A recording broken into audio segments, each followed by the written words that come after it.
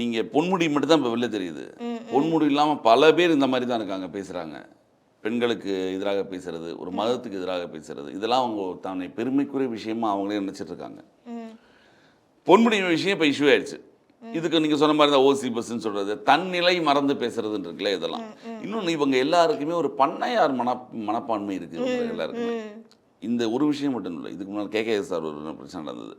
ஒருத்தர் நிற்க வச்சு தான் உட்காந்துட்டு இன்னொரு கேஸ்டுக்காரன்னா அவன் நிற்க வச்சு தான் பேசுறது, உட்கார இடம் கொடுக்குறது கிடையாது. இவங்க எல்லாருக்குமே ஒரு பண்ணையார் மனப்பான்மை, முதல்ல அது ஒன்று.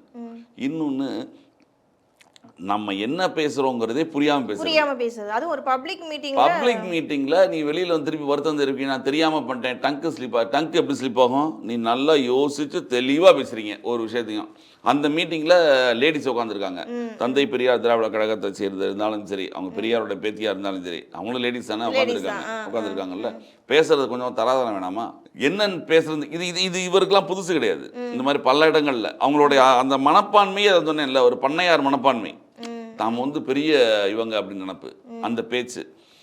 இன்னொன்று, தொடர்ந்து இந்து மத தாக்குதல்கள். திமுகவோட கரெக்டாக எலெக்ஷன் வரப்போகுதுன்றதுனால பயந்துட்டு உடனே வந்து ஆக்ஷன் எடுத்தாங்க, கனிமொழி சொல்லிட்டாங்க அப்படின்னு சொல்லிட்டு. கனிமொழி அவங்களும் ஃபர்ஸ்ட் எதிர்ப்பு தெரிவிச்சிரு, இந்த மாதிரி பேசக்கூடாதுன்னு சொல்லிட்டு அவங்க எதிர்ப்பு தெரிவிச்சிருக்காங்க முதல்ல. நான் என்ன ஆக்ஷன் எடுத்தீங்கன்னு கேட்குறேன் முதல்ல. இது என்ன ஆக்ஷனு? துணை பொதுச் செயலாளர் வந்து கட்சியை விட்டு, கட்சியிலேருந்து துணை பொதுச் செயலாளராக வந்து விலகிட்டாங்க. நீ உன் கட்சிக்குள்ளே விலகினா இங்கே இத்தனை மினிஸ்டராக இருக்கிற. இப்போ நீங்கள் பேசினது பெண்களை பற்றி பேசினது அனைத்து பெண்களையும் பாதிக்கும், அனைத்து பெண்களையும் சார்ந்தது அந்த பேச்சு இல்லையா? மக்களுக்கான பேச்சு தானே அது. அப்போ அந்த மக்களோட மினிஸ்டர் அவர் எப்படி இப்போ நீடிக்க முடியும்? நீங்கள் முதல்ல மினிஸ்டரில் தூக்கணும்.